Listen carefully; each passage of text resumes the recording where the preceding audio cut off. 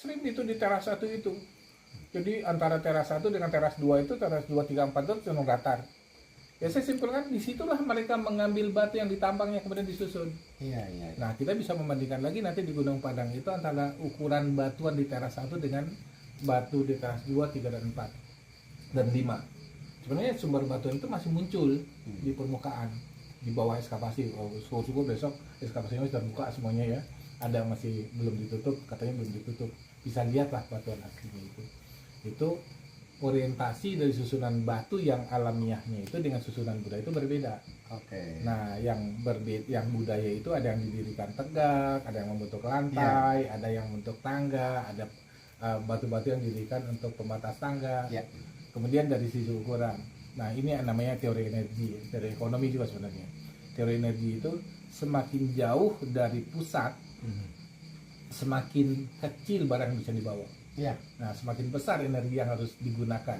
Nah, batu-batu yang di teras 1 itu lebih besar metriknya, ukurannya dibanding yang teras 5 gitu. Nah, itu juga dan kita juga bisa memahami dari hasil analisis pertanggalan itu bahwa Gunung Padang itu tidak dibangun sekaligus. Yang masyarakatnya cuma sedikit, cuma paling maksimal 100 orang satu kampung lah waktu itu. 100 orang mungkin nggak sampai gitu loh. Ya, kalau misalnya taruhlah 100, berapa laki-laki dan berapa perempuan, berapa orang tua, berapa dewasa, berapa anak-anak. Ektornya kurus-kurus. Itu dia kan gitu. Nah, dari dating dari analisis karbon itu, perdagangan karbon itu, yang teras bawah itu dibangun sekitar 117 tahun sebelum Masehi. Nah, di teras 2 itu makin muda dia, dan angka paling muda itu 45 tahun sebelum Masehi. Jadi dibangun paling nggak antara 3 dan 4 generasi di masa lalu. Iya, setuju Pak. Berarti mirip pada kesamaan dengan